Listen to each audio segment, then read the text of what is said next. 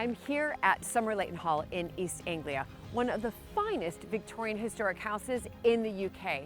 I'll be meeting with Hugh and Laura Crossley, Lord and Lady Somerleyton, whose family have lived here for over 160 years. I'll not only be looking at some of the historic interiors, but also some of the restoration projects that are happening right now, as well as the very impressive Rewilding project.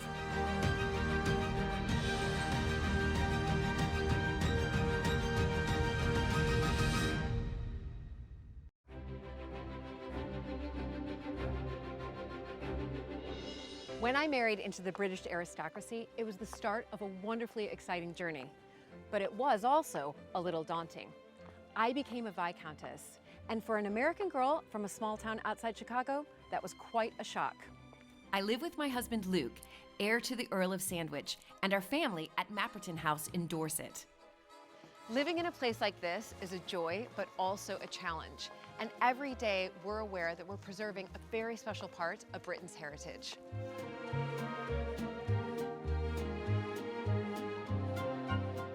Mapperton has opened up an extraordinary new world for me, and I can't wait to share it with you all.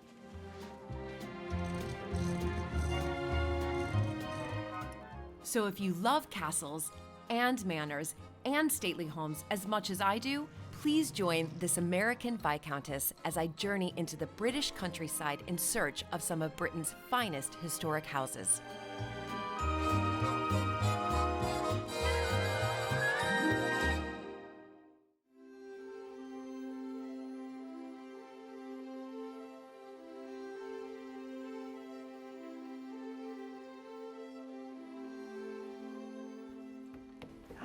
Hello, Hi, hello, hello. lovely to see you again. It's so nice to see you. Hello, Hugh. How are you? Philip. Right, nice to see you. Lovely to see you both. And I had a lovely walk up, and lo and behold, this is, magnificent. Tell me a little bit about this extraordinary house, because it is extraordinary, and it's hidden. It sort of took me a while to kind of figure out where I was going, which I love, because then it's peaceful. You're not off a main road, so it's nice and peaceful, and then when you come here, it's heavenly.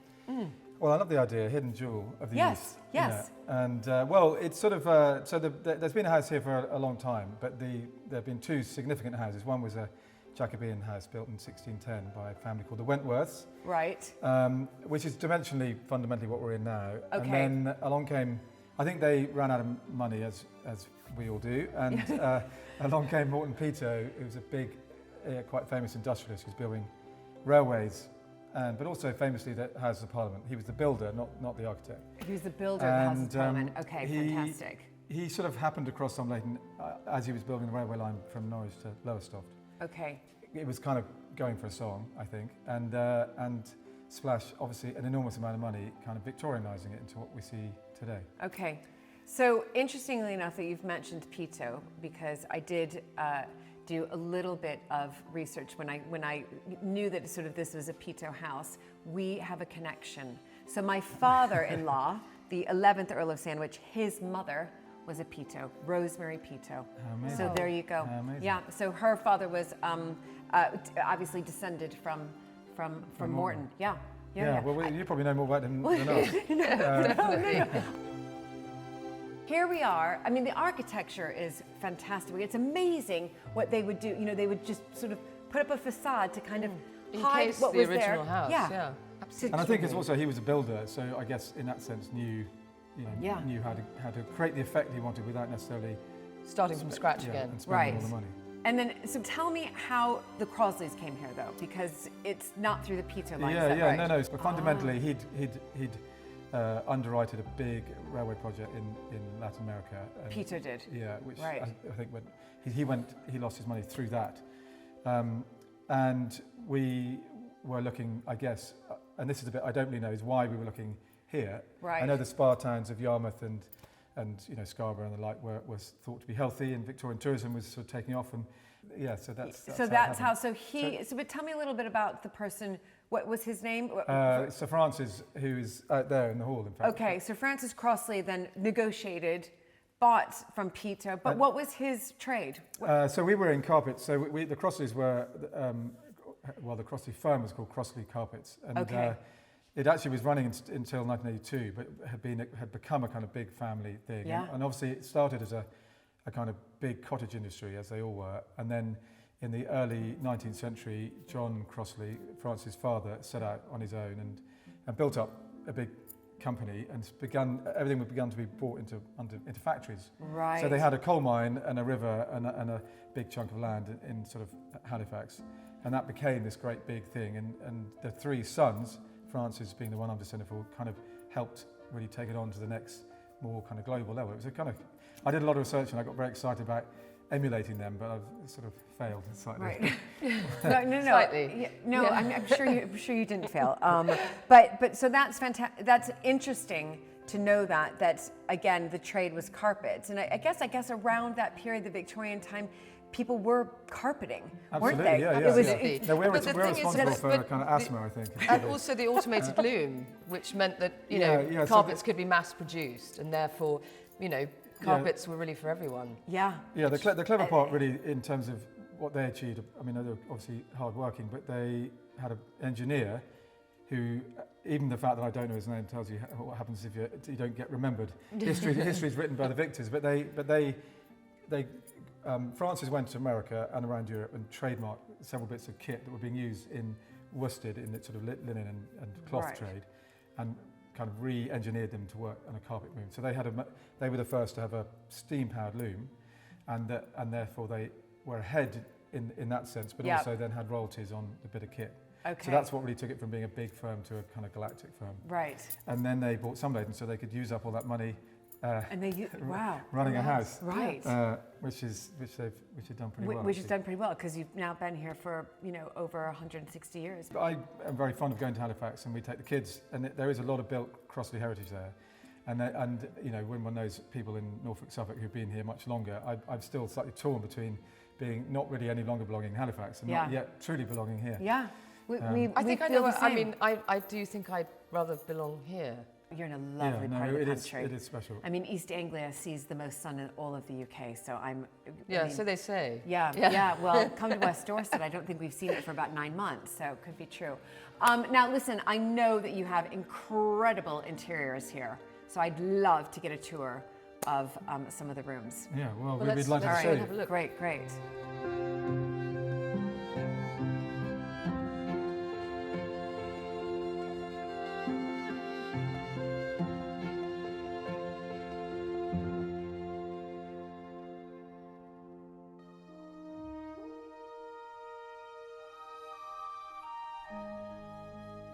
Wow, so I'm entering in, and I have this amazing view.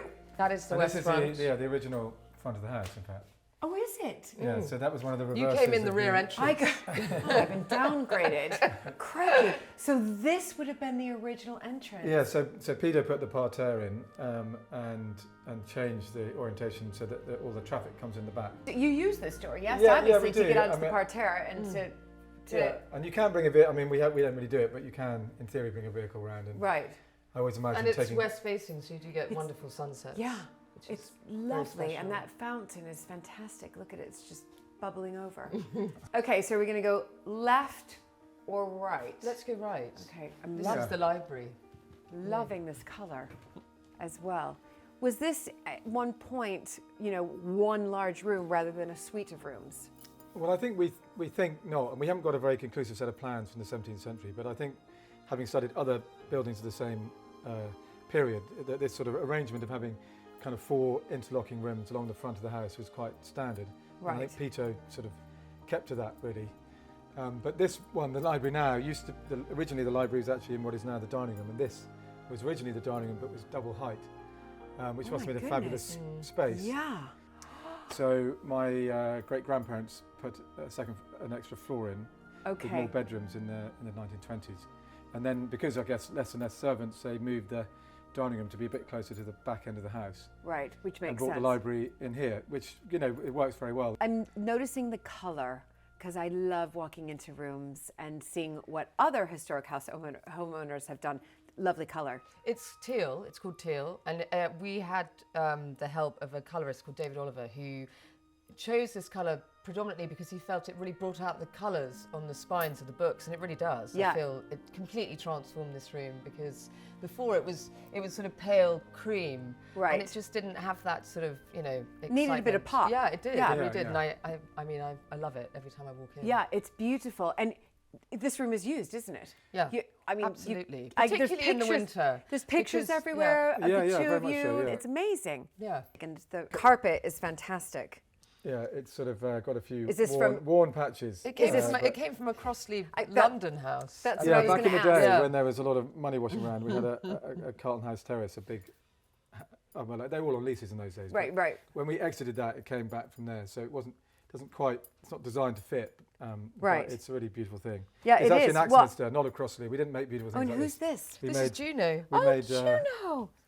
Hello, June. Hello, Juno. No, I needed to ask about a carpet. I was waiting for one Yeah, to yeah. turn And up. it's the so only there one we that go. isn't a Well, Crossley carpet. It's far too pretty. No, there are some really nice, pretty ones, but this is actually an Axminster. Okay. And we're constantly trying to work out how we can repair. No, I know. We But have the it's same. not- I it's think you just it's have on to let the it live list. its Yeah. life and then If you let it come up die. with a good method, do let us know. It's on the list that gets that long. All right, should we head through here? Yeah.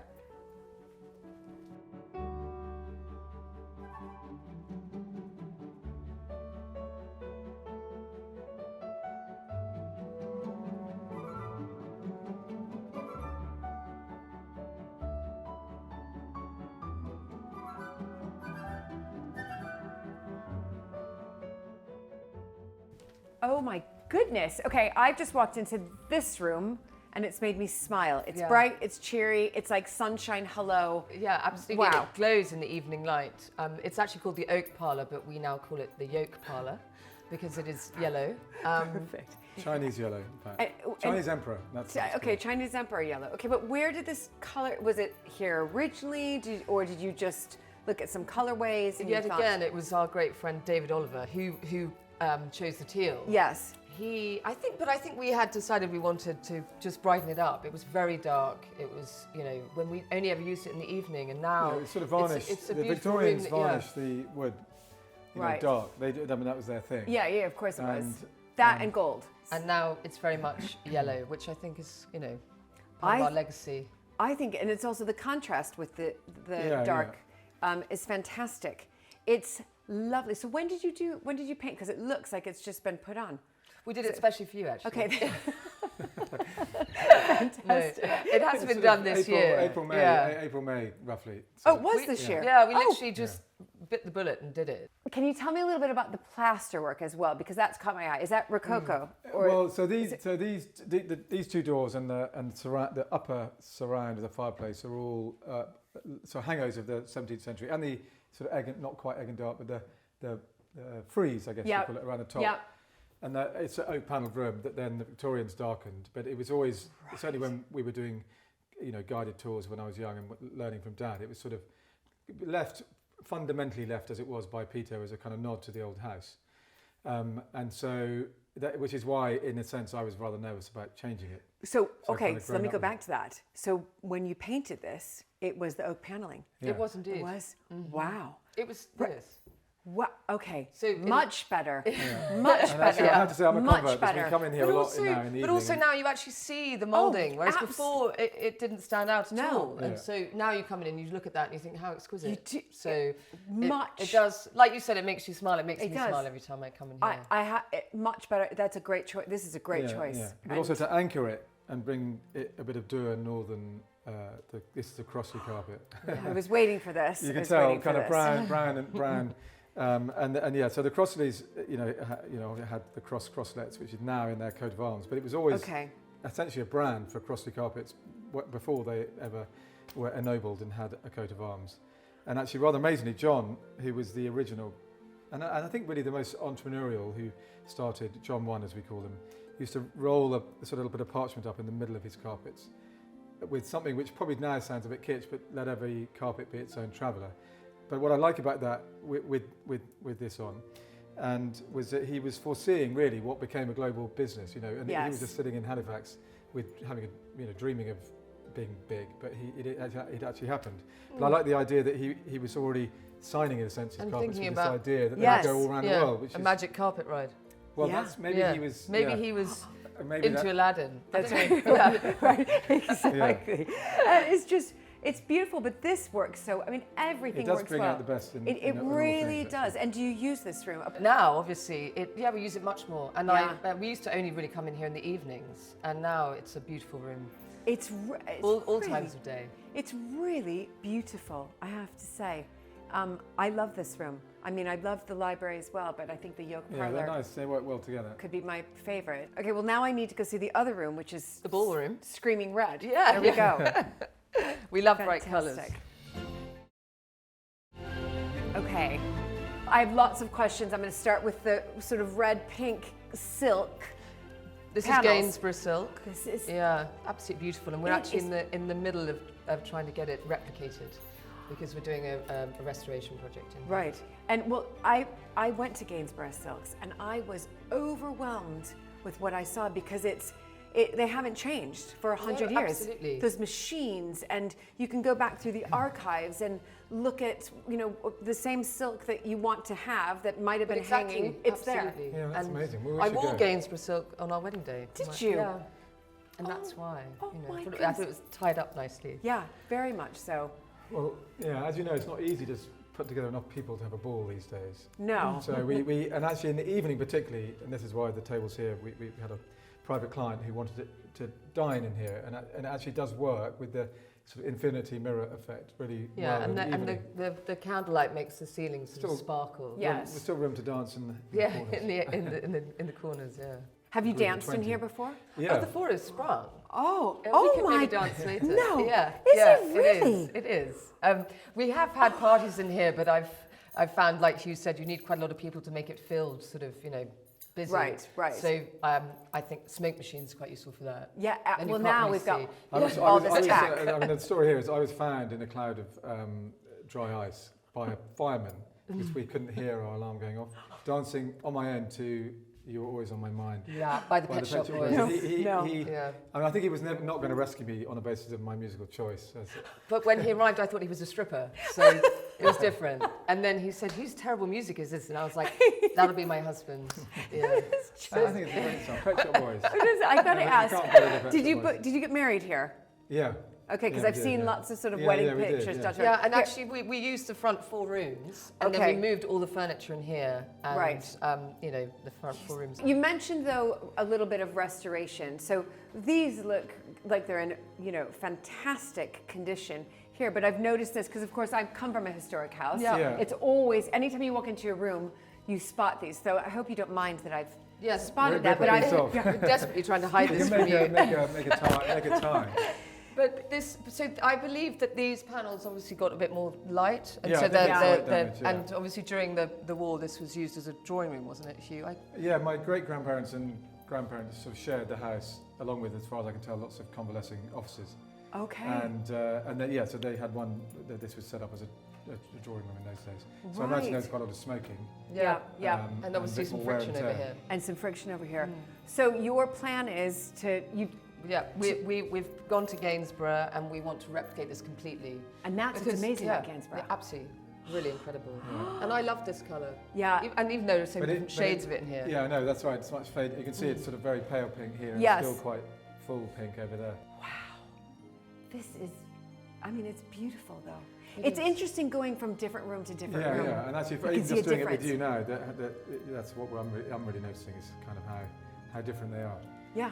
Of course, I understand living in a historic house, every time you walk into a room, you sort of There's another spot story, something yeah. and there's something that needs to be restored or it's constant. Yeah, It's it's constant never update. ending. And it's constantly evolving. It Yeah. keeps you busy. Yeah.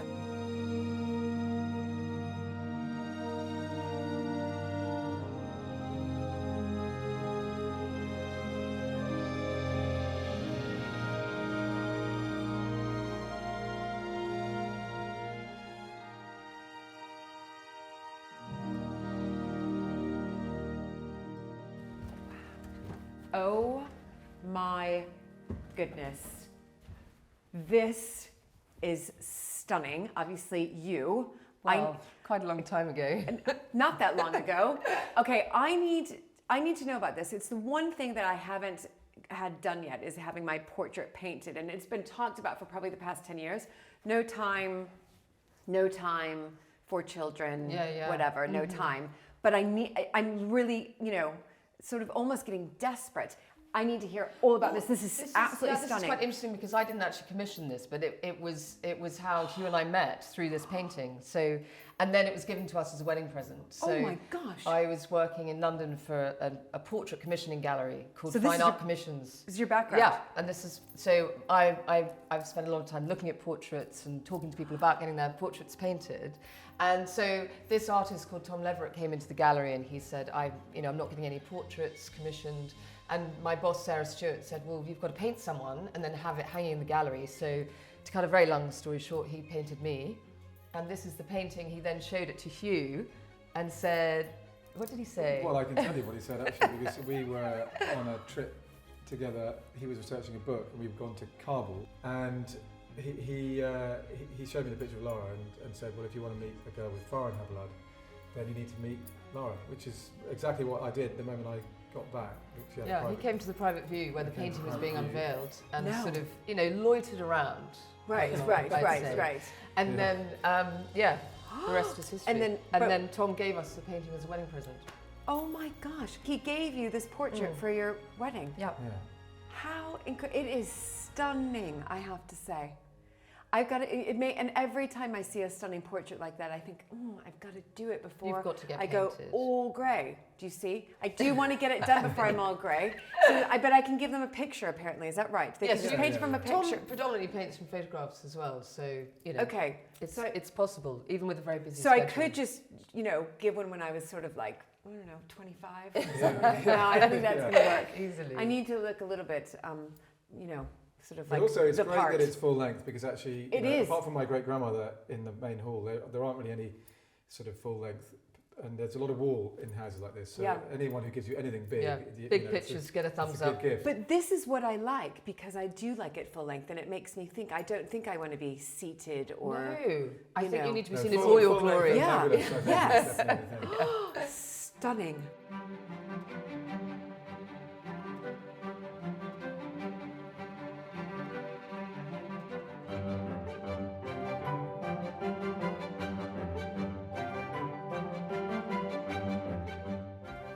So many rooms.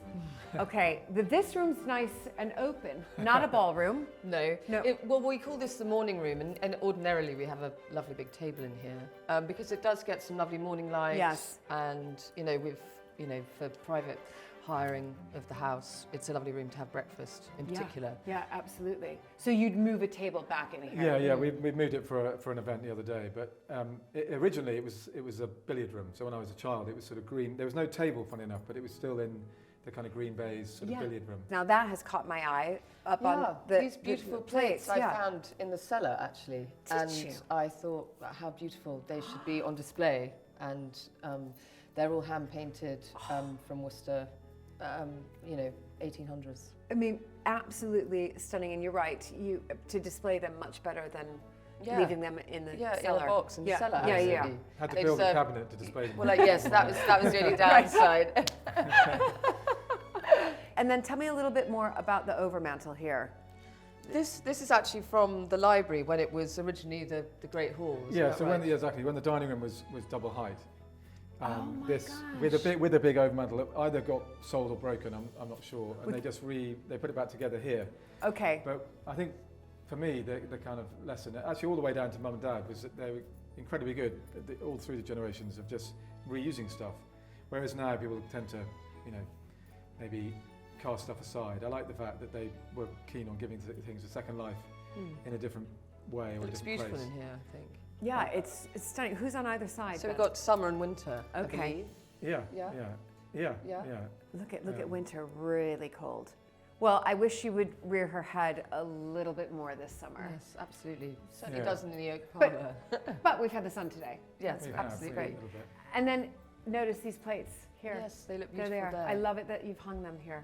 It's lovely and warm in here. Oh, wonderful. Yeah, this is a fragment of the winter garden that still survives. Oh, brilliant.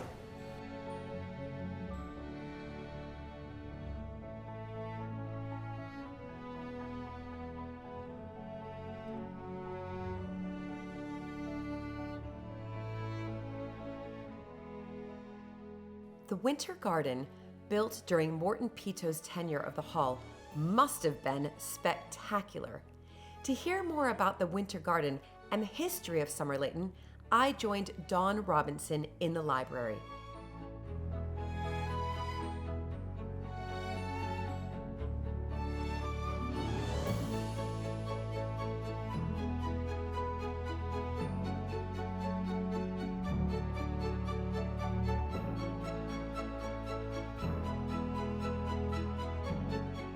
Dawn, it is lovely to be here with you. One of, I guess, my real interests are about the history of these houses and kind of how they evolved.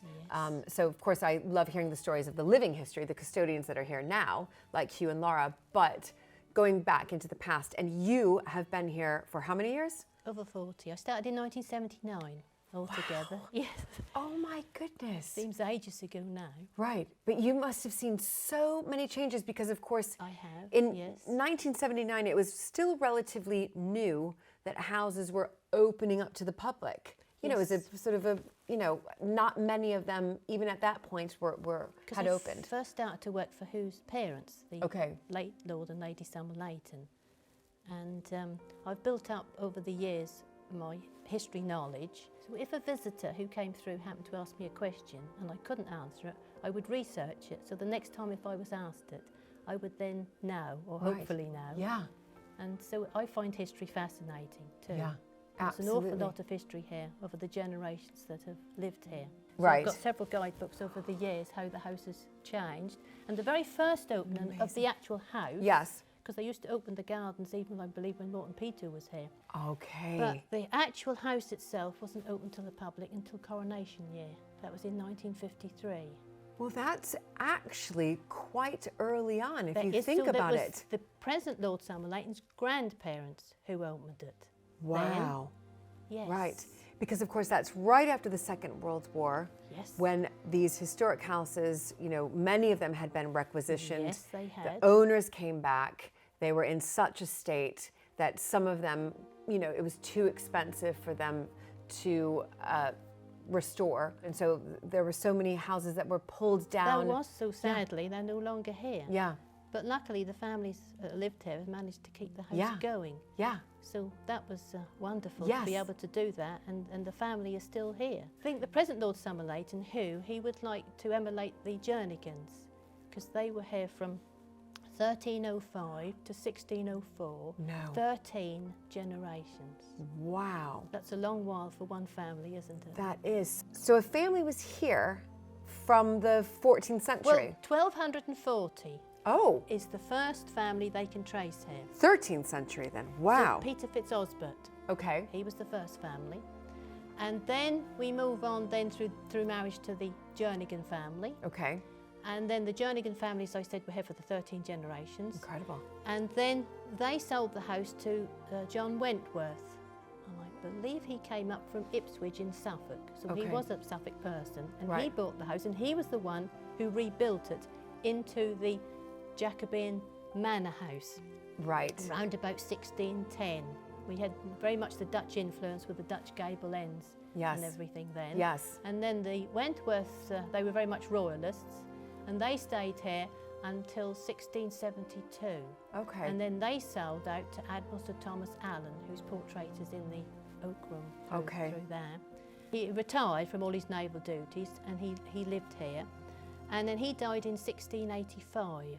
Okay. And he's buried in Somerleyton Church. And then the last of Admiral Allen's descendants, they were the Anguishers, and the last one that died out, and that was left in a will to Lord Sidney Godolphin Osborne. Okay. He didn't want it at all. Oh. So he just put the house up, the estate up for sale by auction. Right. And this is when Morton Pito saw this, and he thought he would like to have a country estate, I suppose, Yes. you see. Yes. So he purchased the house and the land, and then he set about rebuilding it. It was a Victorian house. The first Lord Somerleyton, because as I said, they purchased the estate in 1863 from Morton Pito, who sadly got into financial difficulties.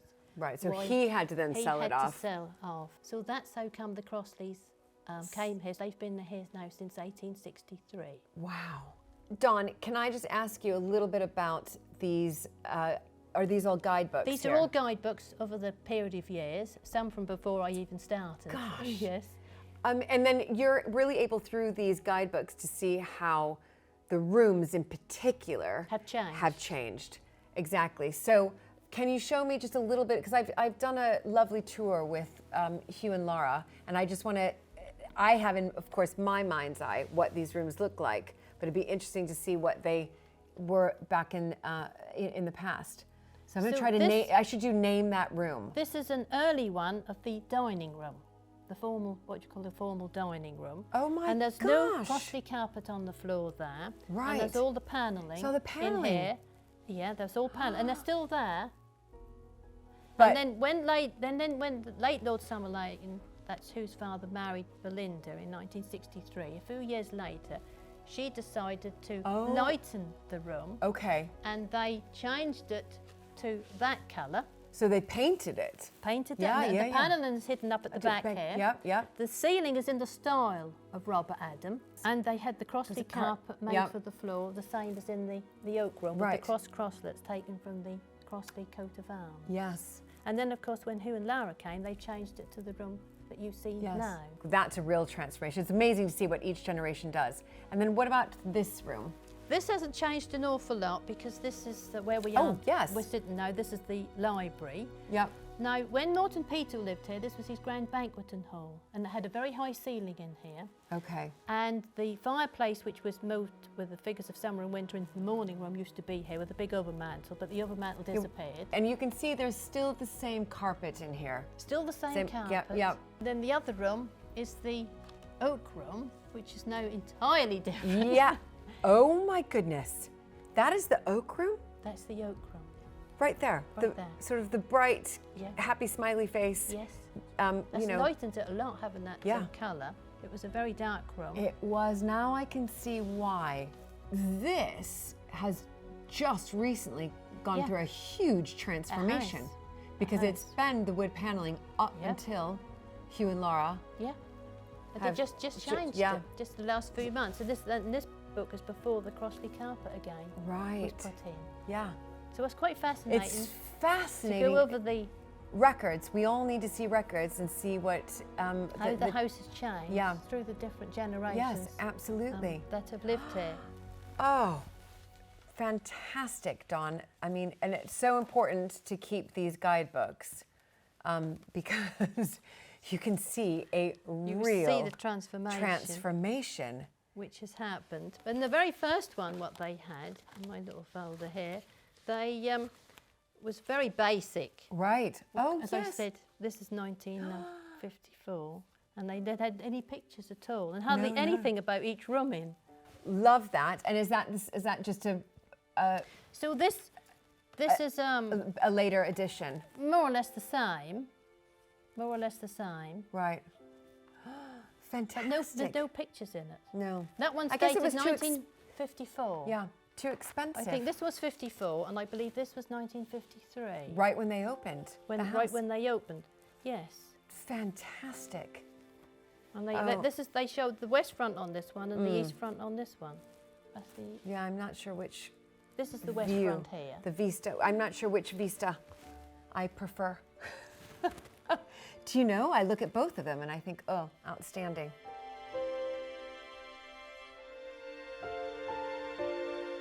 Now, what do we have here? So this is a sale catalogue when unfortunately Norton Peter had to put the house up for sale, which was in 1861.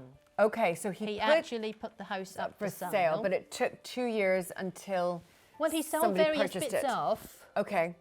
And before Sir Francis Crossley actually purchased it, and the late Lord Somerleyton, again, because I did work for him for a few years, that's his father, I have to keep referring to him. Yes. He did tell me that his great-grandfather was a typical Yorkshireman. He waited for the price to get rock bottom before he bought it. Well done him. Well done him.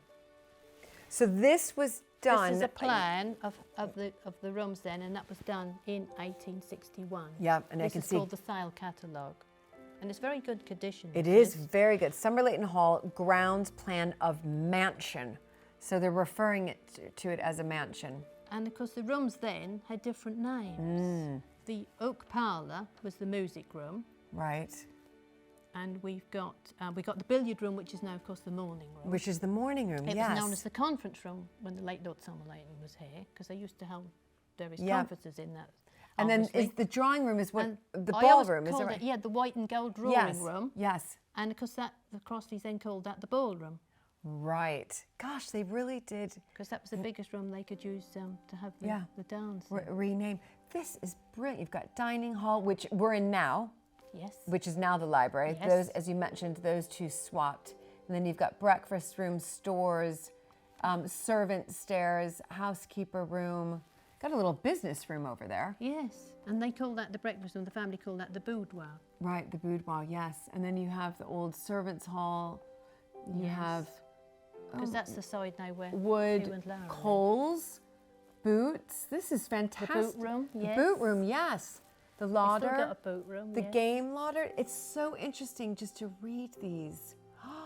How Look, times change. You've got the cloaks for gentlemen. And ladies. Entrance and ladies. Gun room. Everybody had to Oh have a yes, gun have with a them. gun room. Cloaks for ladies, as you mentioned. And then you've got all of your stables here. The And your stables. aviaries. But this is absolutely That's in fascinating. such good condition It too. is. And to see how well it's that's been just kept. And that's all listed, all the different things. There's the winter garden and the palm house. What was there? All we've got left now is the little bit of the winter garden through there. And here's a photograph or an engraving, I should say. Oh my gosh, look at It's that an engraving. engraving. No.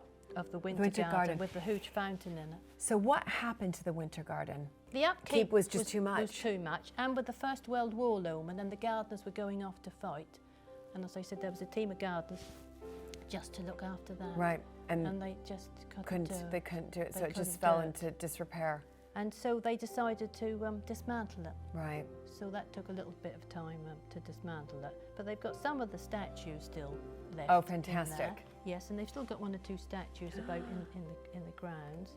But they've got apricot and fig houses. Wow. And Because it's of course, fascinating. yeah, those Victorians, they wanted their exotic so fruit. this is a view of how this room, What? how it was. No.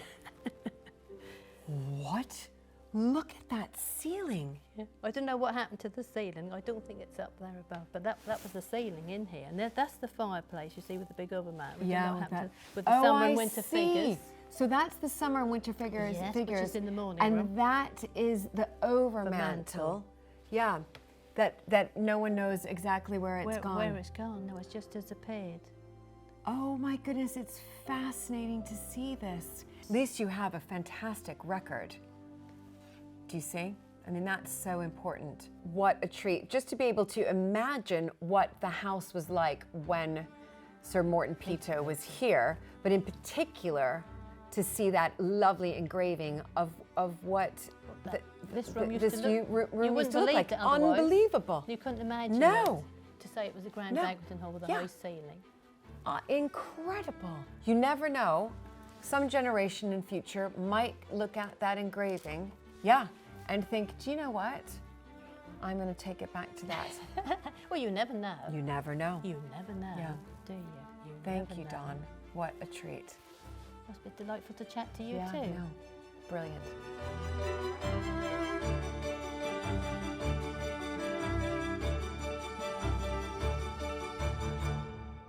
Somerleyton Hall has been reimagined by each generation who have called it home.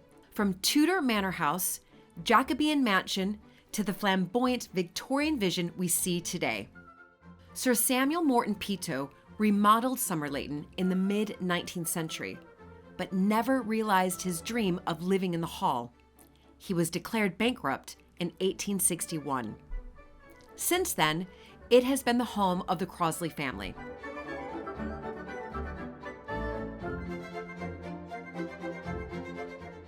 So Hugh, ever since I arrived, I've been fascinated by this clock tower. Did Peto build it?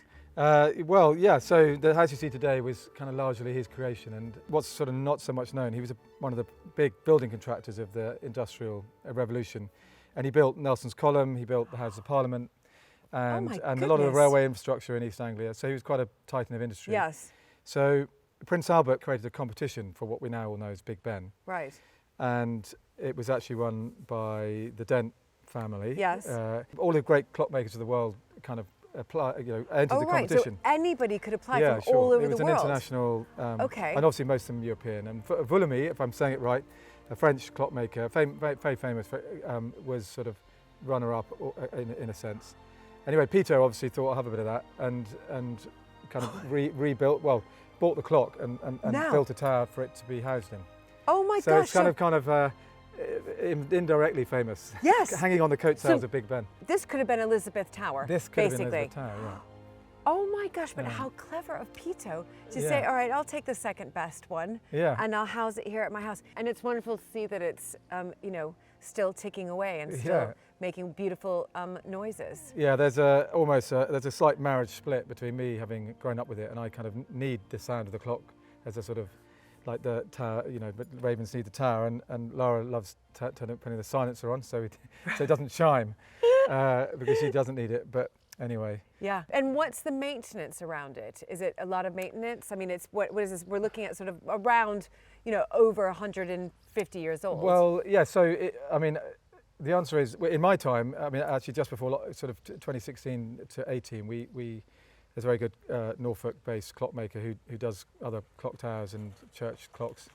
And he did a sort of 2-year restoration, taking everything apart and cleaning it. And right. I can't remember of one before that. No doubt maybe there's been a previous one. But just because it was running slow, like a watch, fundamentally, hasn't been, the tower itself needs much more maintenance than the clock. Really fantastic. And I didn't even realize that it does it at the quarter hour. On the quarters, yeah. Oh yeah, you never know. All day long. We're never late. Yeah.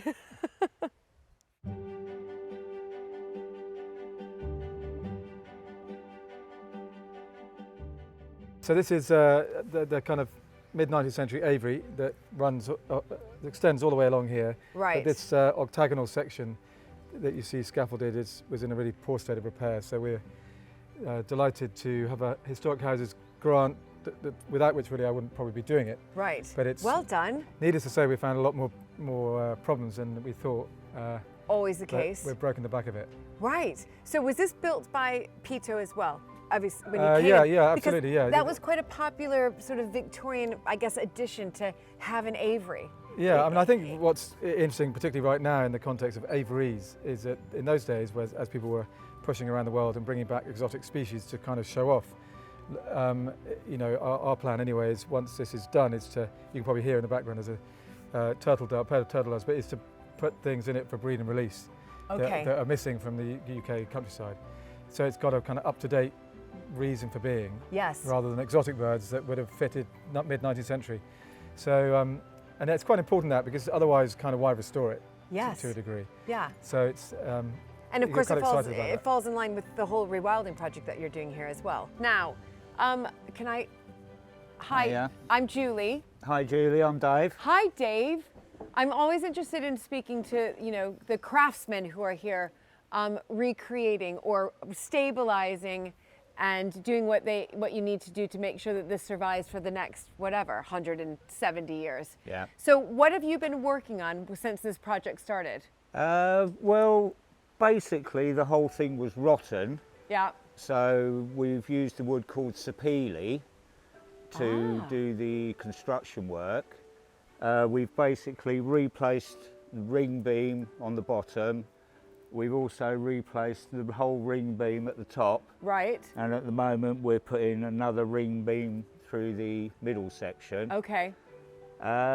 Very small percentage of the wood that we managed to save. Right, because it was so rotted? Oh, so rotten. This facade here is the original detail that we've managed to save, but obviously that will flow all the way round. You'll have to get somebody in to do the detail, the carving. Well, hopefully Dave, yeah. Will you do that as well? Yes, yeah. Oh my gosh. Yeah, I'll do the carving work. We're just doing the slow process of getting it structurally sound first. Yeah. And then once that's complete, we can then start doing all the detailing work.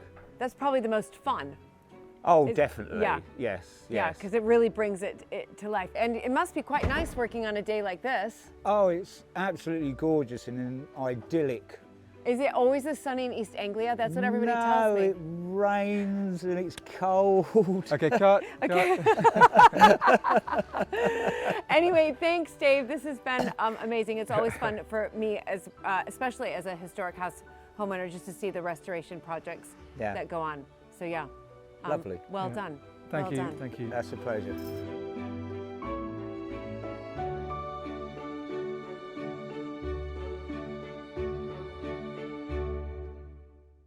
Like all historic houses, the restoration and renovation of Somerleyton is constant.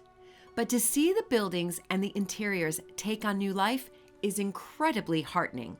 Laura showed me some of the bedrooms which have been modernized.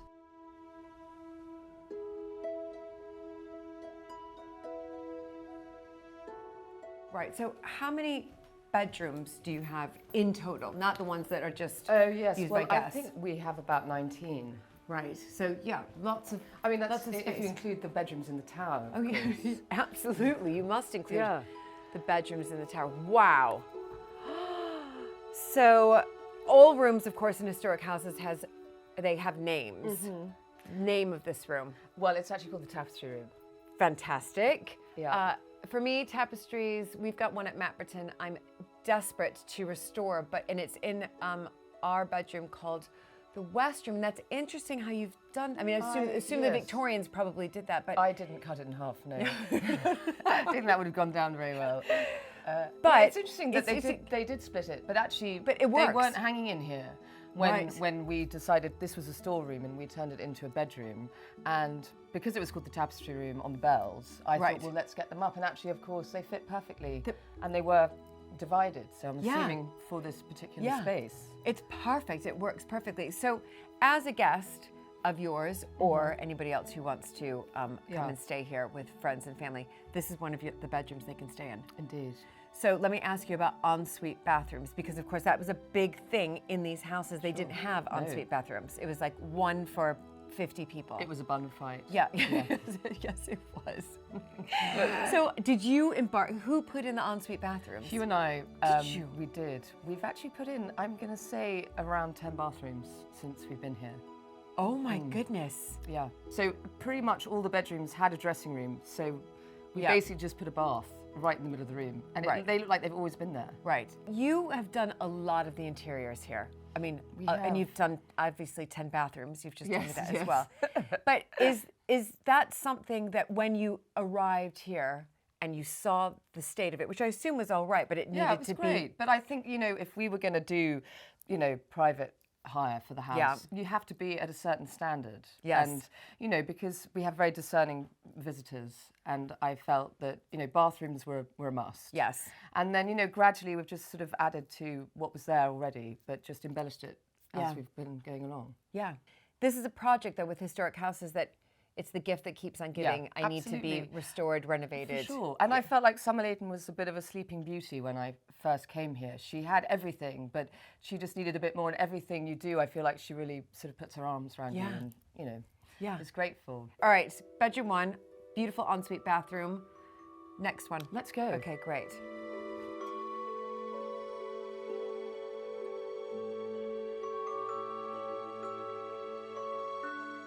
I'm already loving the color in here. Colors, but the main color. This is called the Crimson Room. And as you can see, I'm not really a minimalist. No. And this was my husband's nursery when he was a child. Really? I mean, how wonderful for them to live in such a, not live, but, be playing with their toys in such a beautiful room. Yeah, no, absolutely beautiful. But can we discuss, though, the wallpaper? Was that a Laura choice? Choice. Because it's called the Crimson Room, I mean, I don't know if this is actually crimson, but I saw it and I thought, I've got to have it. I love the scale of it. And another ensuite bathroom. Indeed. And that was Hugh's nanny's bedroom. Oh my goodness. Yeah. So let me just ask you, coming in here and from, I guess, one historic house owner to another who's married in to not only the family, but the historic house itself. Do you ever find, I mean, for me, did you ever find it a bit daunting at first? You arrive and you're like, oh my gosh, this is a beast. Yeah. We need to evolve because constantly we do. Things aren't like they were even 30 years ago, 20 years but ago. not even, things have changed since we even got married, I Right. would say. Yeah. Like we were saying, the footfall for the house tours has, you know, seriously dropped off. Yes. So yeah, I mean, I think we both agreed that the way forward for us was to do private hire, to, you know, and to do weddings as well. Right. And filming. Yeah, and filming. Which also, you know, this house lends itself to various sort of genres. Yes. And so, yeah, we had to evolve. Somerleyton has been used twice now as a sort of Sandringham sort of, you know, stand-in, if you like. So we did it for the Crown, and it was amazing because, you know, it sort of has some sort of resemblance. Right. To So it's Sandringham. and that would have been so much fun and a lot of work. Yeah, I mean, it how was. many people were here? How Oh much my crew? gosh. I mean, they were here for 2 weeks. It's like the circus moved in. Right. And it was just so extraordinary just to watch it unfold. Such a slick operation. Yeah. I didn't find it a hindrance at all. I mean, I didn't even want them to leave. Right. Oh, that's amazing. That sounds so tragic. No. No, but they were using the house. Yeah, it was that really you, great. You know, that you've put Yeah. a lot of love and energy into it. So it was fantastic. Yeah, it was. What do you feel? I mean, there's so much that you've done here. Do you feel like you're done? I mean, you're so young, so you can't be done. But That's very kind of you. But do you, I are don't you feel already like I'm thinking? done, no. No. I feel like there's so much still to do. It's only the tip of the iceberg, and I feel like the house deserves it. Right. And, you know, we'll just continue doing what we can do. Yeah. And hopefully hand it on to our son in a relatively good state. Yeah. Well, you already are doing that. I mean, it's obvious. You can see it here. I mean, it's wonderful. I'm Well, going to it take is. lots of inspiration Oh, back thank you. to Mapperton.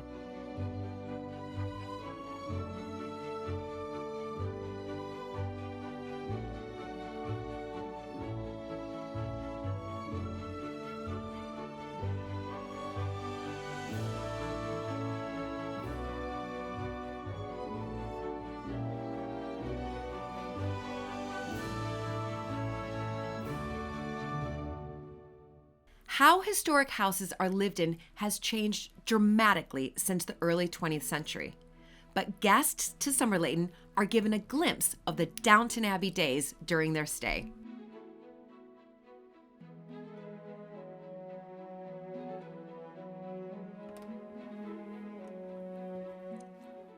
Hello, Peter.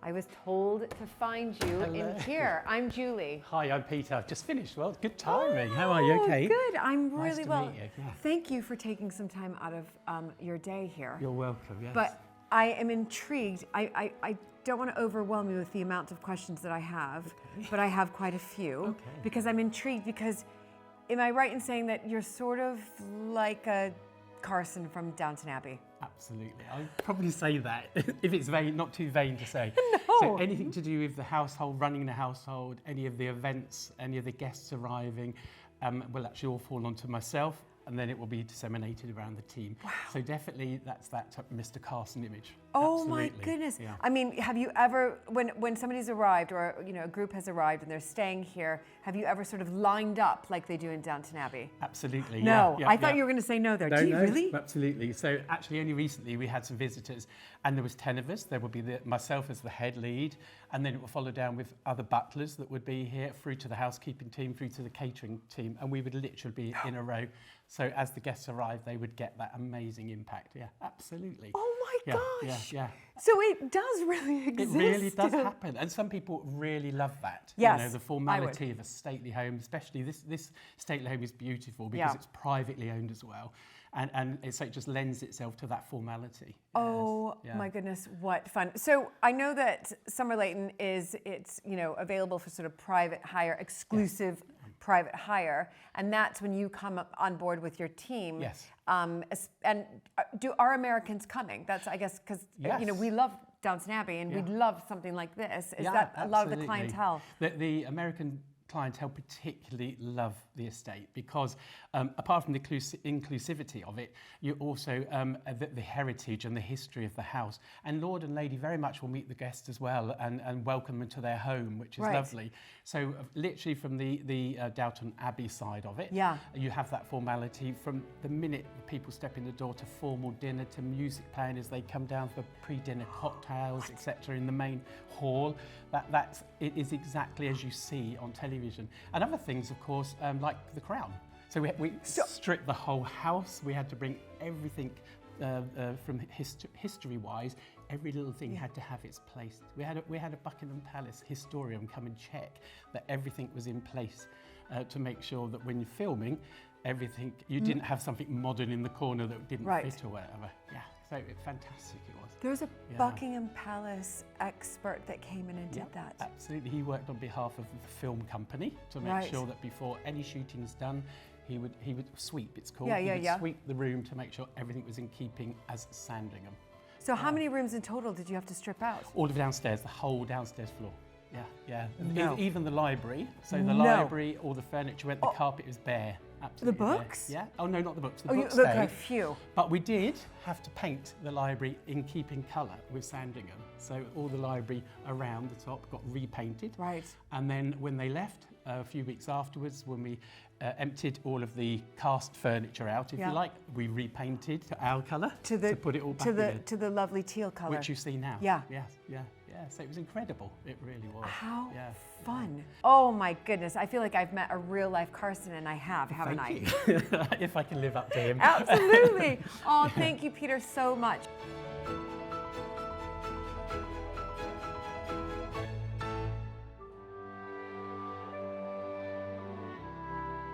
Hugh and Laura have reimagined Somerleyton Hall for life in the 21st century and beyond.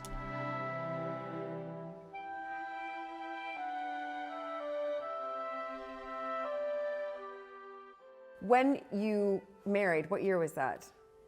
2009. I love asking that question. 2009. Love it. Because, it's doing maths.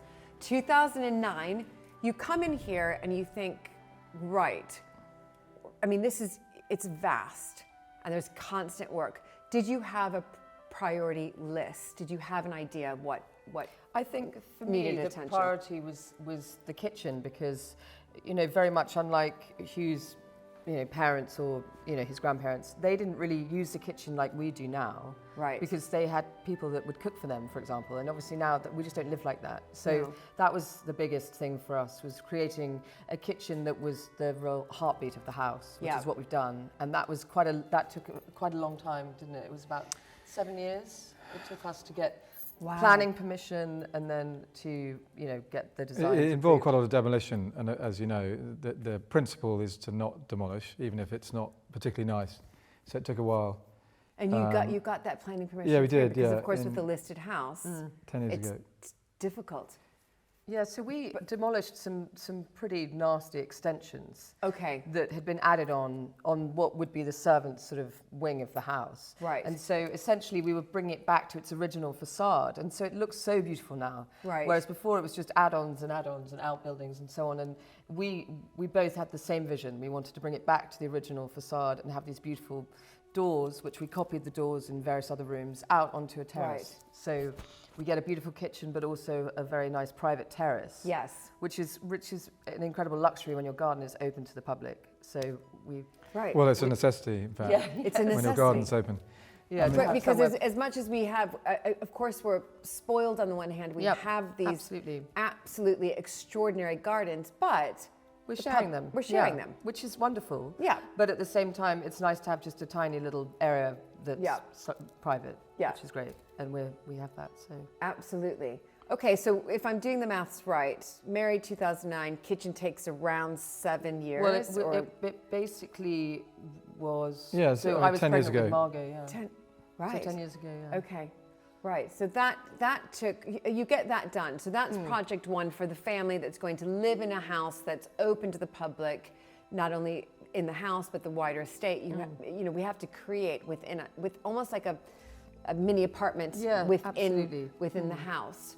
Yeah, we did do, as a historical kind of survey to prioritise kind of the fabric work, as in, you know, stonework, roof. But to be fair, Dad had done quite a lot, and there have been some good grants in the 90s, so he'd done quite a lot of the stone fabric. The kind of Achilles heel of the house is the stone, which is floated from Caen in France, but vast expense, no doubt, but is very easy to carve. It's John Thomas, who is employed by Peter as kind of the sculptor architect, which is quite almost a talking point in its own right, but it's beautiful to carve. So it's the same seam as stone as Portland, but it comes up in France as a yellower and softer version. But therefore it's also very soft, and so it's always crumbling away. Yeah. Right. It doesn't like salinity, it doesn't like hard weather. So it's not ideal. But internally, I think also, I mean, Mum and Dad, I mean, and that generation, they just were different. You know, they were kind of end of war, quite mend and make do. But if they were here, I would say it to them. But what money they had was spent externally. I mean, as in they were in London, they were still the sort of the season to a degree, at least when they were young, and they kept horses and they hunted. And, I mean, those things appear extravagant to us now, but Mum definitely saw us as extravagant, spending money on the internal fabric, which was the bit they just didn't, and you know, none of them did. I mean, none of these houses I remember going to, they were all delightfully threadbare, really, and never had ensuite bathrooms or anything like that. That's the big phase. But they said they rather enjoyed sort of bumping into each other in the corridor in their towels. Yeah, brought a frisson of excitement. Whereas now, people just expect to have an ensuite. They do expect to have an ensuite. I mean, the top floor was kind of, in my childhood, was sort of sealed off from a heating point of view, but with just a kind of, almost like a playground of, there was a bit of furniture stored, and old wallpaper from when they were servant rooms, but otherwise kind of abandoned. So bringing that up to a modern standard was kind of the first thing, and that, as you know, we're still doing that. So the bedrooms we go into now, thinking, love to go in there and do something, but where we haven't. Evolving. But that's part of the excitement of living somewhere like this. Yeah. It'll never be finished. No, in our lifetime. No. We'll have to pass it to the next generation, and they can either. But there are just certain things that we can be proud of and say that we've done.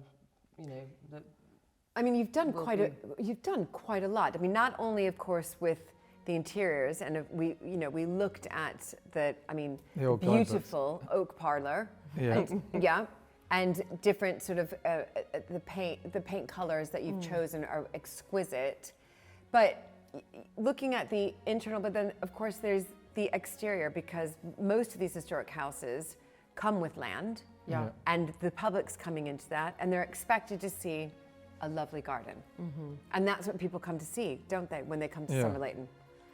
Yeah, so actually the garden was kind of, in a weird way, kind of reflected slightly the house, as in, I think Mum and Dad were quite interested, but they certainly didn't employ a garden designer. And again, that whole industry, if you think of Chelsea and all the great houses have done things with all these great gardeners. And it wasn't that, they may have been formally laid out one day, but it wasn't particularly vogue in the sort of 60s, for example, 70s, into the 80s. So we employed George Carter, who is garden historian alongside being a garden designer. Right. And my real interest, I'm not academic, but I'm a historian, was interested in the history of the garden, particularly the 17th century and how the 19th century kind of overlaid it, and who had borrowed what from whom, to inform the future we wanted to kind of create in the garden. So let's move into, again, the Rewilding project, because we're in a similar boat. We started, I think, our Rewilding project over lockdown. That's when we decided to really shift things. And it's about nature recovery for us in particular. And I did have a little look through a pamphlet where you mentioned the animals. So I'd love to compare the animals you have with the animals we have. Do you have beavers? No. Not yet. No, we haven't been allowed beavers yet. I mean, because it's all the water around here, like Fritton Lake, which is part of us, but it's sort of essentially part of the Broads landscape, is fundamentally reclaimed and is below sea level. Right. And I think it's not so much now anyone really worrying about what they do. We know what they do, but it's more who's responsible in the unlikely event they go through the river wall. And if they go through the river wall, you've got 50,000 at least acres of the Waveney Valley and more, all the way up to Yarmouth, technically underwater. So I can see why there's a worry, but we know that they won't leave somewhere like Fritton Lake because habitually there's science to prove that if they've got what they want, they don't travel. And we've had a baby white stork. Oh, that's incredible. Our first one. Wow. Yeah, it's got a long wait because I think they've been. Oh no, last year was the first year they could have bred. So I was hoping that they might both. We got 2 pairs, and they're in a big aviary, which is nice. And otherwise, in the wild block, really, it's ponies, pigs, and You've got cattle. Exmoor ponies. Yeah. Pigs. Do you have pigs? We have large black pigs. Okay. And I think. Yeah, that's exactly what we have. Did you get what them? about those little Tamworths? Yeah, well, no, we haven't got any did Tamworths. Laura got me large blacks. As a Christmas present. Yeah. Okay. I think they're really beautiful pigs. Yeah. Yeah, I the love them. black pigs are beautiful. You know, the 2 original sows that we've got in the park right now are absolutely enormous. I mean, they're just the most extraordinary. And they're quite sort of elephantine in a way, aren't they, with their tails and their ears.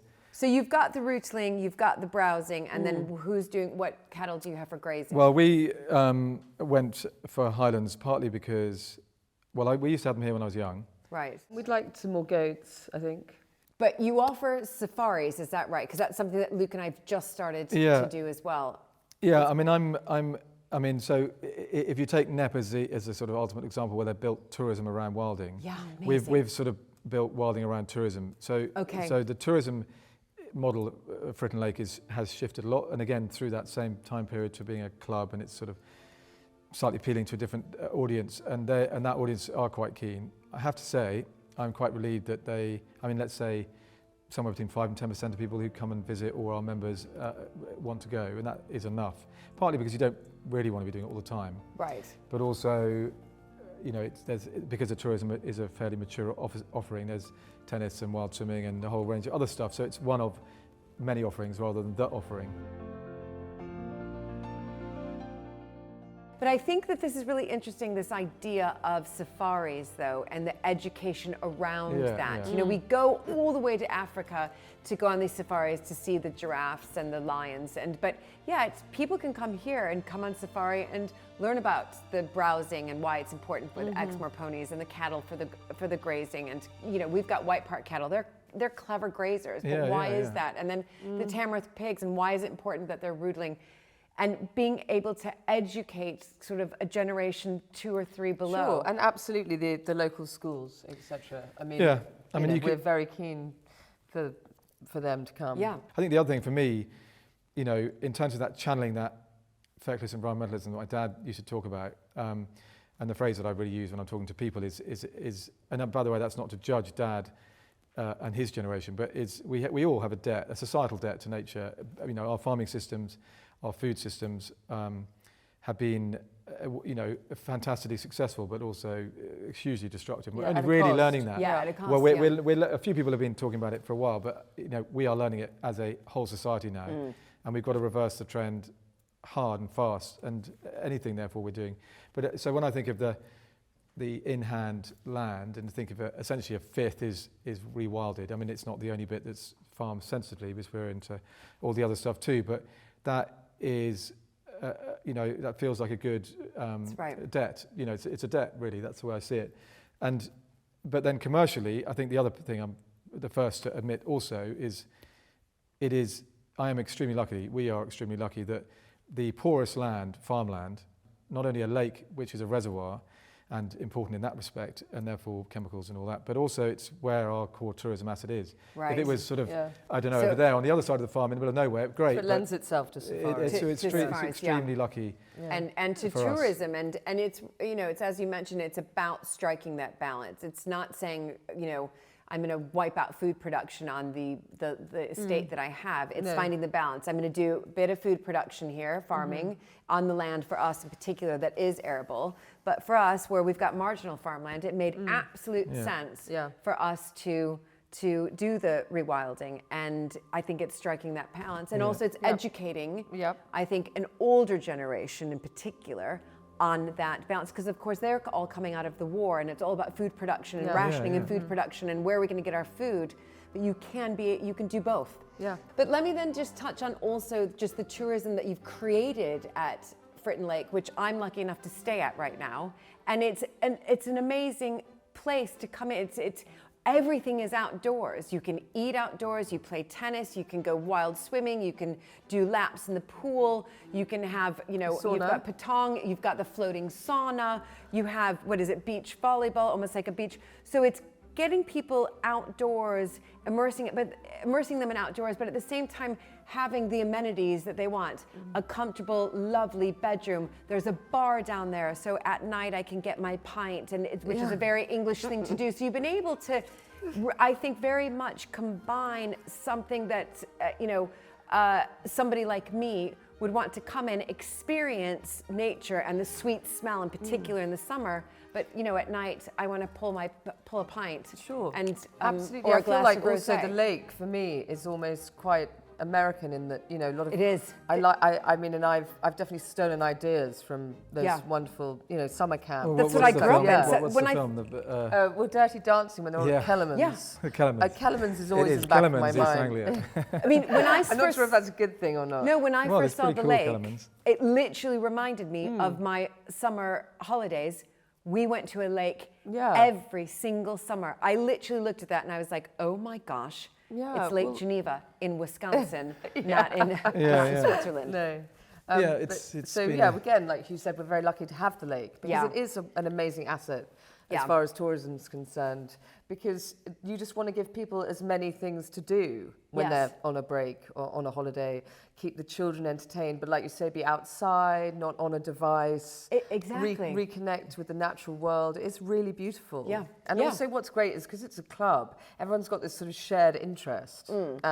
For those who are members who come regularly, and then when you're on holiday there, you become a member for that duration of your stay.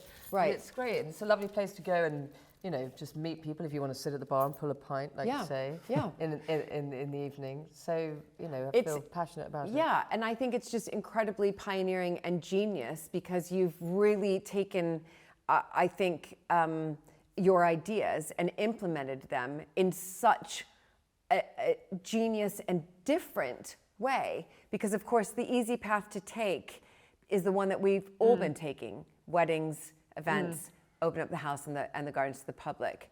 But we do need to, as the next generation, we need to evolve from that, because we've got to keep changing and adapting. Adapting. Yeah, absolutely. Exactly. So with the change, and so the footfall obviously was dropping off anyway before COVID here. Well, so cheap flight's really the big we did have to change. think about how we were going to evolve. Yeah. The way, you know, we made the estate work for itself.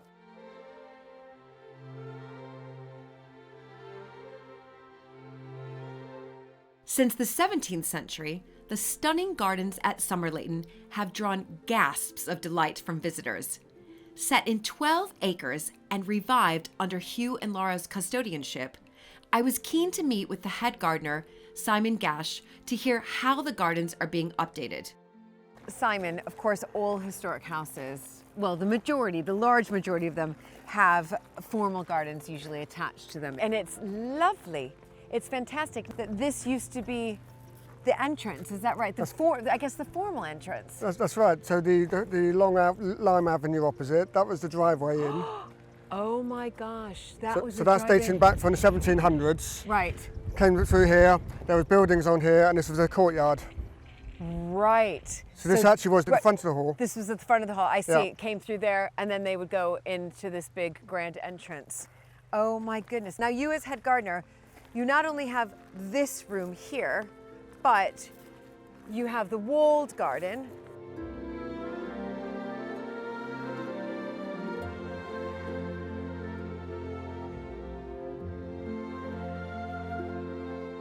And then there was the maze, and we have the arboretum. And you have the arboretum. You had the kitchen garden. Right, and oh my goodness. And then we have a rose garden. Right. And various other little areas which we're reimagining, if you like, Okay. to add more interest for visitors when they come. Fantastic. And how big is your team? We've just gone to 4 gardeners. Okay. So wow. Right. it's quite a challenge for 12 acres, especially with the weather we've had this year, all the rain. And Yeah, no, it's been, I know, quite a bit of an upkeep, especially with the rain in particular.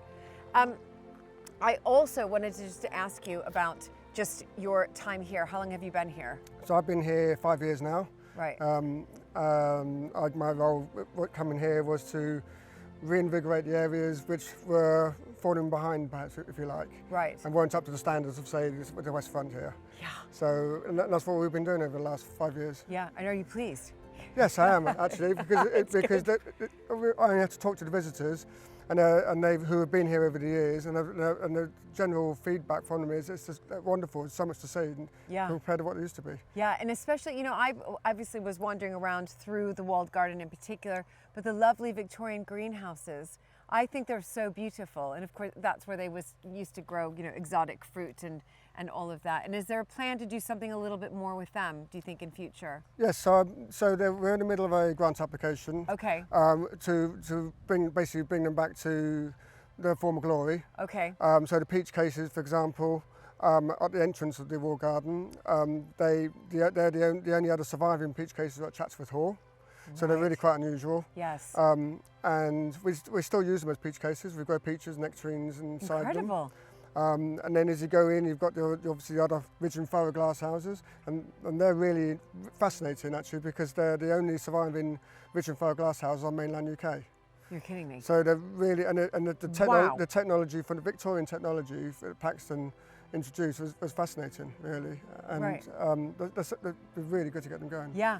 So fingers crossed on that grant application. I know it takes some time, and then you'll bring it back to its formal glory. Is that your plan if the application proves successful? That's the idea. So then we can showcase them to the public. The public can come and visit them. They can go inside and see them, and we can do guided tours of the Victorian glass houses, how they work, and get them to try out a crank handle and the windows, and then we'll do one as a sort of a workshop, so people can, you know, like a museum area, so we can have before and after photos and things like that. So it's really quite exciting. Yeah, no. Well, fingers crossed on that. And then the maze. Tell me a little bit about the maze. It's a wonderful, I guess, experience to have within the grounds. It's fun. They're fun.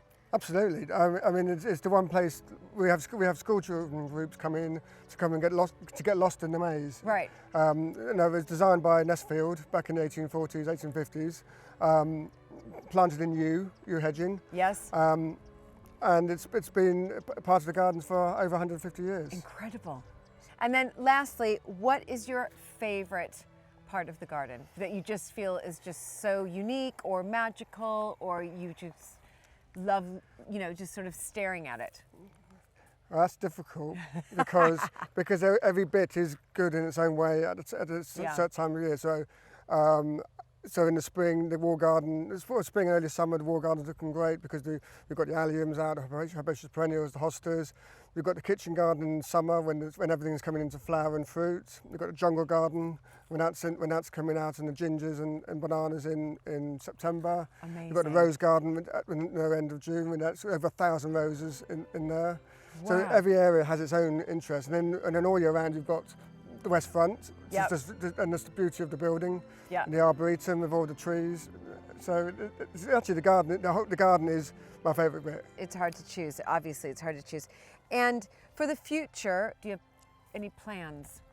Well, I like to think that I'm carrying on the work of the Victorians, but who had a lot of big plant collectors, by increasing all our range of interesting trees, shrubs, whatever. So we become more botanically interesting. Yes. So, and that's what they would have done if they were still around. So that's, I'm carrying on that vein because we don't have a set plan of what used to be here. There's no sort of historical records of this border was growing this plant or that, etc. So therefore, it's our own interpretation. Yes. Working around the design of the 1850s. Yeah. How wonderful! How fun though. Definitely. I mean, really, really fun. Thank you, Simon. It's always wonderful to meet the head gardener. I feel very honored. Yeah, it's a pleasure. So much knowledge. One day I'm going to get a green thumb. Not today, but soon. Oh, good. Lovely. Nice to meet you. The view from the formal gardens leads out into the Rewilding project. On such a glorious summer's day, I took Hugh up on his offer to head out on safari and to meet Rob Raven, farm manager of the estate. So this is the 5th year of no intervention. It hasn't been sprayed for about nearly 20 years, but we were still cutting, and that abrasive cutting, just destroys or damages the last little bit, the molehills, the anthills, and all that sort of stuff. Oh my gosh! So, storks. just a quick. Now the young. So the pair on the right.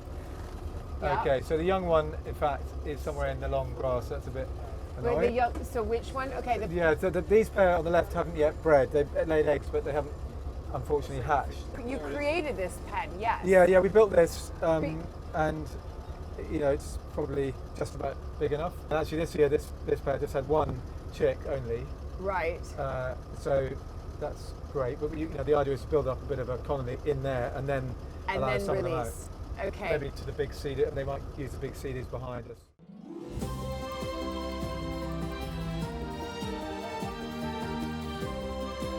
Can I ask also, how's the deer? Do you need to cull or not?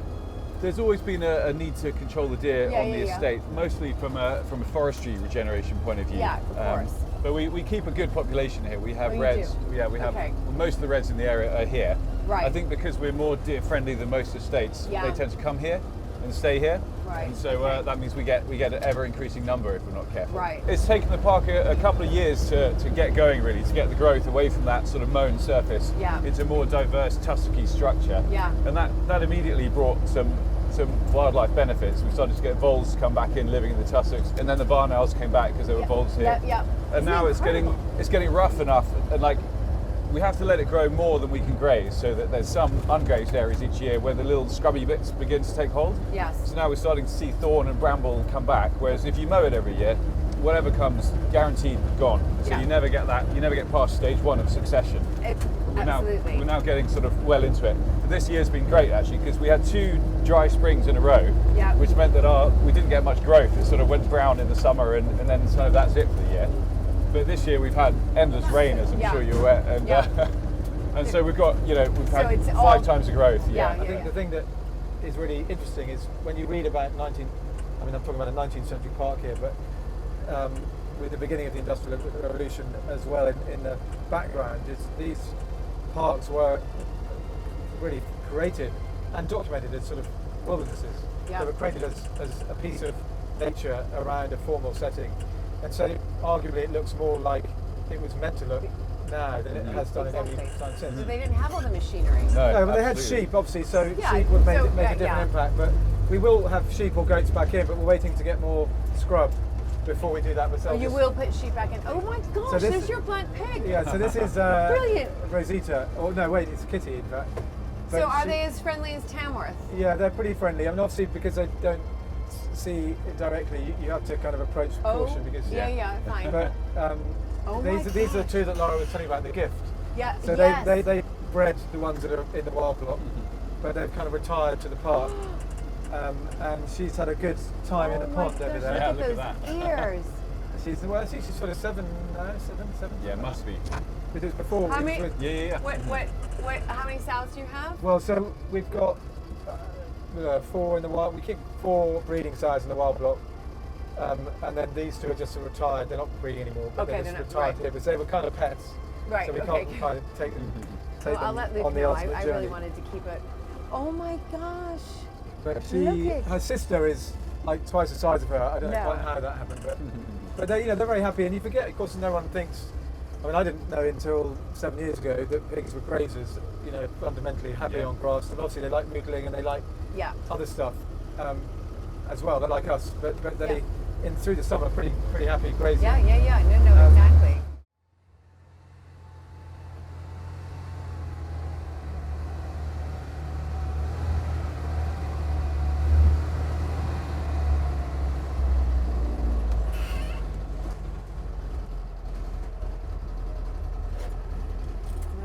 Brilliant. Okay, Hugh, you might need to let me out. Unless I can. Oh, there we go. Oh, I could have done it myself, but thanks. Okay, wow. So tell me a little bit about where we are right now with it, and sort of, a little bit about the Rewilding project, but of course I saw a combine over well, there. Actually, it's a good place to stop because of the, as you say, there's a combine just over there. But so where we are, just behind me is Fritton Lake, which is where our kind of tourism business is. Yep, where I've been staying. It's been wonderful. Thank you. Yeah, it's been great. And around it, by chance, and in a way our good fortune, is some of our poorest farmland. There was only converted from heathland which is a kind of grazing system. In the 1930s, 1950s, as chemicals and irrigation really became more kind of normal. And so, but now as we look towards a different future where we're farming fundamentally nature as well as food, rewilding is kind of part of the answer for us. And so, you know, actually it was quite nice to see us farming food in juxtaposition literally with farming nature right here. And I guess I'm sort of in charge of farming nature, and Rob is in charge of farming food, which we're also doing in a more ecologically sensitive way. So it's a really nice package. It's a bit of the business I now enjoy the most, in fact. But it's finding that right balance, isn't it? So it's not saying, right, so I have this, you know, large estate and I'm just going to rewild everything because that's the nouveau thing to do. Of course that we have to have the food production, but in farming in a sensitive and I think correct way. That's why we've got the regen farming. But how did you make that decision? I mean, were you thinking quite hard about what to do with these 1,000 acres? Yes, I think so. There was a study, a worldwide study, of which Cambridge University contributed to around the time that I was getting involved with this sector, which was really studying what is the nature need in our kind of essentially human globe really now, right. From the polar caps in a sense right through the tropics, all the different landscape types, and 20% was kind of, you know, what they kept coming back to as the absolute minimum threshold. And so for Rob, you know, when I started working with Rob, we kind of, that was our yardstick. We thought, okay, well, we've got, you know, it's a 5,000 acre block. It's not all farmland, but we want to return 20% to a natural state. Most of that is around here because it makes sense for it to be a big block. Yes. But also, actually, we're doing it within the arable farm as well. What were these fields prior to what I'm seeing today? Well, I mean, this potatoes, cereals, right. you know, you name it. It's very light sandy land. Yeah. What I've kind of learnt really from Rob is that, you know, sandy land is, I think I'm right in saying, is if you're looking at the sort of microbiology of soil, if you think of sand on a beach, there isn't any really. Yeah. In the same way that there isn't any in absolutely solid clay. It's a land in the middle that we all get excited about. This is fundamentally sand. And so it's either nowadays rewilding, or a version of rewilding, and restoring heathland, I should say, or it's farming spuds. And actually, on that field, on another year, we would be farming spuds. Right, okay. So you're taking a high value crop, which is, you know, also feeds us. Yes. And here we're sacrificing it. Yeah. I mean, that's literally kind of. But I think the thing that's been really important for me, and the kind of marriage between us, is I find the magic in this is that, you know, Rob comes from a commercial farming background, albeit a regenerative commercial farming background, and you know, with an eye on making a profit, if you like, and and proving how we can continue to do that. And as I said to my dad, maybe not quite a feckless environmentalist, but was sort of thinking anxiously about how I can just make it all as natural as possible, and wasn't really thinking too much about the profit. And the magic is it here, where we've got a very diverse farm, from marshes down on the river valley to some really strong land, which is great for, you know, kind of farming Rob does, to sand. You know, I think we've been talking a lot about regenerative, but also intensive. Yes. In the same conversation, which is kind of miles from where I was when we started. Well, and Rob's dragged me there. We really wanted to strike that balance between food production and habitat restoration, because you're right, it would have been easy to just rewild the whole thing. Right. And it would have had great, you know, consequences for the environment. But really, anyone else in the world can say, well, it's fine for you to do that, but what are people going to eat? Yes. We really wanted to demonstrate a model where we can show that you can produce good food, you can do it profitably at the same time as restoring ecosystems and returning habitat, you know, to the farmed landscape. Because if we can do it here, then anyone can do it. It becomes a scalable model. Absolutely. And I think that's something we both would be really proud of, showing that it can be done. So that's why we have got this. Roughly 20% is in habitat restoration, alongside, you know, farming in a, yes, regenerative, but also commercial. I think the other thing that's kind of really easy way into this conversation is that, what I always say anyway, is that the things that we most rely upon, us humans, networks and a diversity in our lives that keeps us going, keeps everything interesting, is exactly what we deprive nature of in almost every way, in almost every place.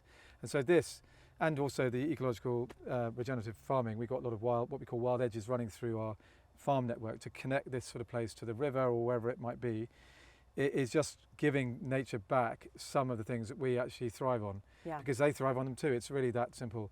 And what's magic for me is that rather than that being just a rather romantic vision, which is kind of where I started, is it's also a commercial one too. And you know, and I think that's right. I think it also has to be commercial. Yeah, absolutely. 100%. Yeah. I mean, Otherwise, it's preserve of those who can do it because they want to. Because they want to. Yeah. No. I mean, we don't hold back. That we make it very well known that there is a commercial benefit to it as well, and there should be. I mean, I think the other point I'd make, it's a sort of borrow from Rob, but you know, it is correct to think a few years ago, people were saying, well, why would you do that? Why would you leave an edge to your field? And sort of scoffing slightly at me. Yeah.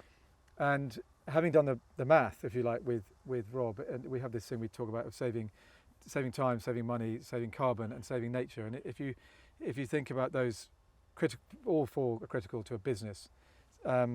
It's now really, when I talk to other farmers, and it doesn't matter how big or small they are, I'm talking about arable farmers. Yes. It's not really. I sort of used to sort of suddenly slightly recoil from that criticism, and now it's really very much, well, why, you say to me, why would you do that? Well, why wouldn't you? Yeah. Because actually all of those things really count. I think the only real block to this process, anywhere, whether it's in the States or here, is culture, in fact. Once you've unlocked that idea that you could have an ecological corridor through a landscape of any size, then it becomes really obsessive and really interesting and rewarding. So and actually, if you're the first one to do it, people will say, kind of pointless, and it is pointless if you're an island. You need to be connected. So we need that connectivity. So we want to contribute to being part of that, and more farms are embracing this. Yeah, absolutely they are, and that's what's so exciting about it. I think more and more farms are looking at how they can also contribute to biodiversity or the health of the crop in a positive way, not in this intensive farming, and that's where good old regen comes in. Yeah, so the last trick is getting the consumer to not just want this, but also to eat this, in the sense that you can't really, that's the one big thing for all of us, is that you can't continue to, you can't do ecological restoration on a kind of global scale without scaling back meat production and dairy production. That's the bit that the consumer's got to catch up with, and I think we, society, have got to, you know, whether you're a farmer or consumer, pay the price of our access, in a sense. I did see 2 black pigs. Yeah, they came and had a look, and then they wander away. And I was trying to be. I was listening to you talk, and I thought, that's why I could see you smiling. Maybe they're going to come here, but they decided to living in the landscape of fear. Exactly, exactly. But wonderful to see this, and just to hear more about what you're both doing and how you can make it work. I think that's the most important message. Well, if you want to see the spreadsheets to prove that it works, I believe that's you. That's the bit that I feel pretty good about. Yeah, no, absolutely. I'm a believer. You know, Luke and I we're in it as well, so which is very exciting. What an absolutely wonderful visit to Somerleyton Hall. Hugh and Laura's energy and imaginative spirit is setting the course for the future of this historic estate. And before I left, I couldn't help but explore the stunning maze. Planted in 1846, it is one of the finest yew hedge mazes in Britain.